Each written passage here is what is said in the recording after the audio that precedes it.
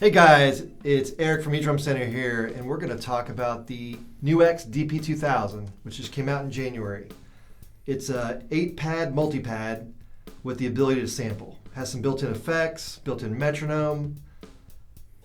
Some of the knobs light up. I mean, it's got all kinds of stuff going on. Comes with a bag, a mount, Bluetooth adapter, and a pair of sticks. Also, the worst pair of sticks you'll ever play on. They are. Yeah. They are. And all for a low price of $329.99. So it's a great deal. We have some in stock ready to ship.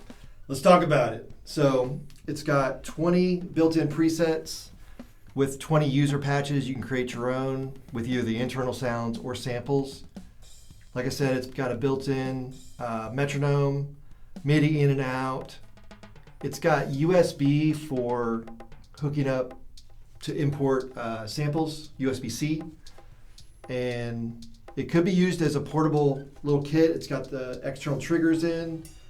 When we were demoing it, we hooked up a hi-hat controller, Roland FD9, and a Roland KD9 kick trigger.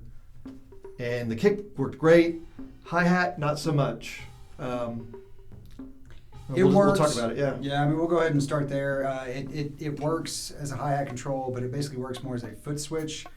Basically, it turns your hi-hat pad to either on or off.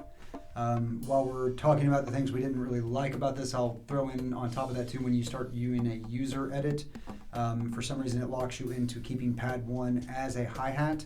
That's one of the only things that I didn't really care about that experience. Otherwise, it's very easy to use. Mm-hmm. The menus are very easy to navigate, though there were not a lot of options, particularly for the hi-hat control.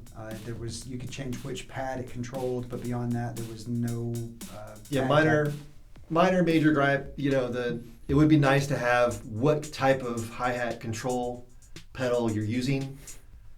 It seems like maybe the Newx one might work better, but we didn't have one of those to try. So we used a Roland FD9. It was full open, full closed, no chick sound, no just closed sound. Not ideal, but I remember it could be foggy, and I think it worked better at NAMM. Okay. And it was with a Newx hi-hat controller. So. No, I still will contend, though, that I don't think that the best use case of this is as a kit replacement, though, either. I think where this is really going to shine is as just an auxiliary percussion unit. If you're needing to add, some cowbells, some, go-go's, whatever the hell you want to add in there, that would be the way I would recommend doing it. Yes. Yeah, it's somewhat easy to integrate into a kit. It's not huge. It's not tiny. I would say it's smaller than an SPD-20 or 30 Roland. For sure. Definitely smaller than the SPD-SX Pro. Maybe a little wider, but it's not as a little tall. bigger than the Korg MPS-10.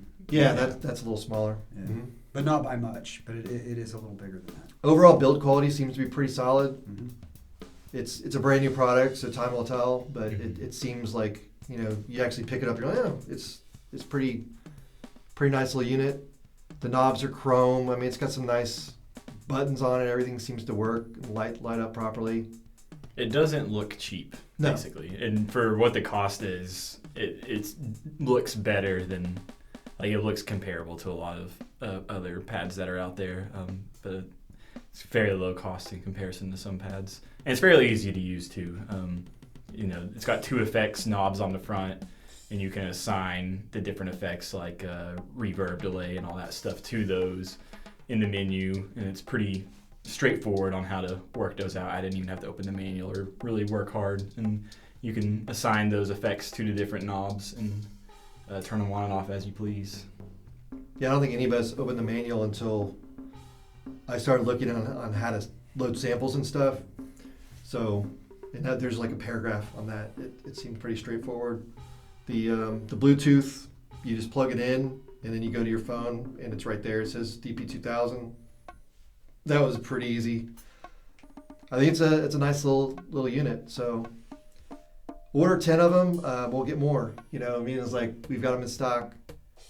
I think we're just going to go ahead and wrap it up because there's not much else to say on this. I'd say, overall though, I think we all agree that it was a lot of fun to play. Yeah. And for the price point, it's going to be really tough to beat this. I mean, unless you're needing something with a more robust sampler, I think this is a great If you're needing a full-blown sampler that'll play like 15-minute samples or something, this is not for you. The max sample was 20 seconds. So that might be fine for just like one shots or like just loading sounds. But if you're trying to play like a long intro for your band or like something really long, not going to be the one for you. Look at one of the other ones we sell. So with all that said, I think we all like it for the money, and check it out. Have any questions, put them down in the comments section. We'll get back to you on that, and we'll talk to you guys next time. Like and subscribe for more, and we'll talk to you next time.